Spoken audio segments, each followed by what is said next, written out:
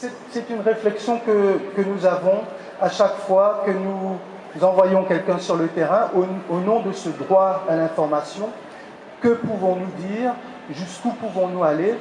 Mais nos collègues ont je dirais, quelque chose que j'admire énormément, qui est énormément de courage. Certains vont sur le terrain, reviennent et repartent pour aller voir un charnier, pour aller voir, prennent l'hélicoptère, pour aller voir un village qui a été brûlé. Tout ça pour ramener des faits, puisque la radio que j'ai l'honneur de gérer, qui s'appelle Radio Ndekeluka, est le seul média qui fonctionne en République centrafricaine aujourd'hui. L'auditeur peut se faire son opinion. Personne ne lui impose un point de vue. Ce que nous essayons le plus possible, c'est d'avoir tous les points de vue, quels qu'ils soient.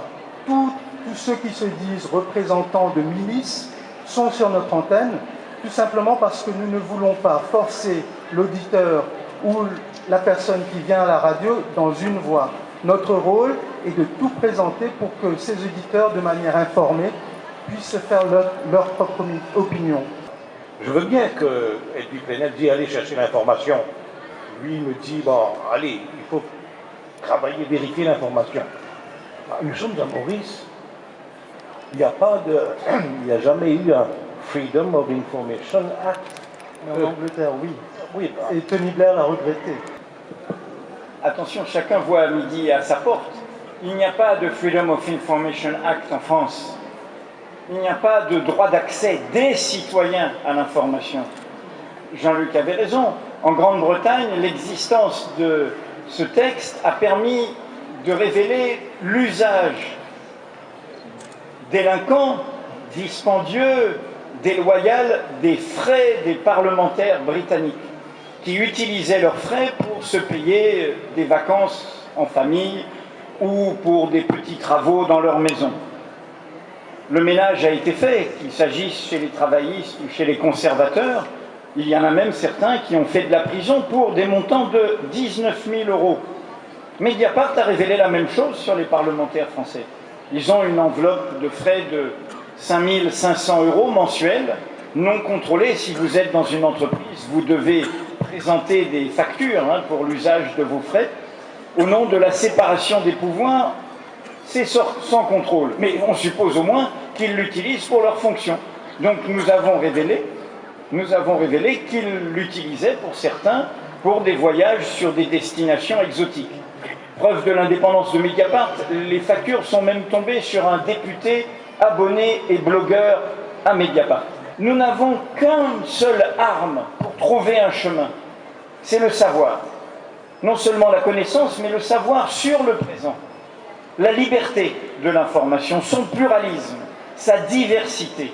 Et ça, il faut s'en donner les moyens, y compris par la loi, y compris par la réglementation qui permette l'indépendance. Parce que la première ressource des journalistes ne doit pas être la publicité de l'État ou la publicité tout court. La première ressource, c'est les lecteurs. La première ressource, c'est avoir des lecteurs qui vous font confiance, qui vous soutiennent. Si l'on revient à l'essence du métier, être au service du droit de savoir des citoyens, n'avoir qu'un seul maître, le public, eh bien on retrouve une jeunesse. Ou autrement, il n'y a aucune autre raison du succès de Mediapart. Si nous nous lamentons sur le fait que nous n'avons pas accès à l'information, en fait nous nous lamentons sur le fait que nous ne sommes pas compétents, que nous ne sommes pas donnés les moyens d'aller chercher l'information là où elle est. Le lecteur est devenu tout puissant. C'est peut-être après de nombreuses années que le lecteur a repris le centre de la scène. Sur les radios, sur les sites privés, sur les sites internet, on est en mesure de savoir de manière quasiment immédiate qu'est-ce qui marche et qu'est-ce qui ne marche pas. Je trouve ça extraordinaire que les lecteurs puissent nous dire, quasiment heure par heure, minute par minute, si nous faisons bien notre métier ou si nous ne le faisons pas. Vous permettez-vous à vos journalistes d'avoir accès à l'information par tous les moyens légaux ou autres? Encore une fois, le droit dont je parle n'est pas le droit des journalistes, c'est un droit des citoyens. C'est le droit de savoir ce qui est d'intérêt public. Et de ce point de vue, je me dissocierai par rapport à quelque chose qui a été dit, mais je pense que c'est une affaire de mots. Oui, nous sommes acteurs, acteurs de la démocratie, pas acteurs au sens partisan du terme. C'est une autre légitimité que celle des politiques. Il n'y a pas qu'une seule manière de représenter la politique qui serait d'être en politique et de guetter les suffrages des électeurs. La politique, c'est le bien commun. Et dans ce bien commun, il y a le fait qu'on est concerné et que l'on doit savoir ce qui est d'intérêt public. Alors il faut le produire. Intérêt public, ça veut dire savoir faire la part de ce qui est d'intérêt privé et qui n'a pas à être connu. Intérêt public, c'est aussi la question de comment on produit cela au service du public. On n'est pas un policier, on a le droit de ne pas nous répondre, à nous de contourner cet obstacle, à nous d'essayer d'obtenir cette information, mais à nous de nous battre avec les citoyens pour qu'encore une fois, la démocratie permette à ces informations de sortir, que l'opacité ne soit pas la règle, que le pouvoir ne puisse pas cacher ce qu'il fait en notre nom. Donc voilà notre bataille. Et ce n'est pas un droit absolu, et nous pouvons rendre compte de ce que nous faisons.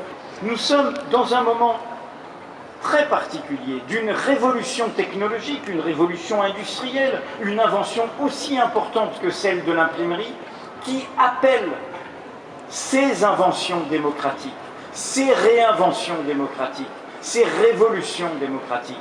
Et nous devons mener cette bataille. Encore une fois, moi je ne mène pas une bataille simplement pour un journal, simplement pour une marque qui serait Mediapart.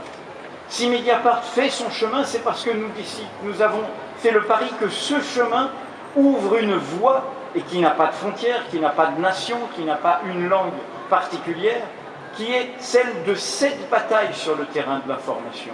Cette bataille d'appropriation du droit de savoir, de transparence encore une fois, sur les pouvoirs et sur les puissants.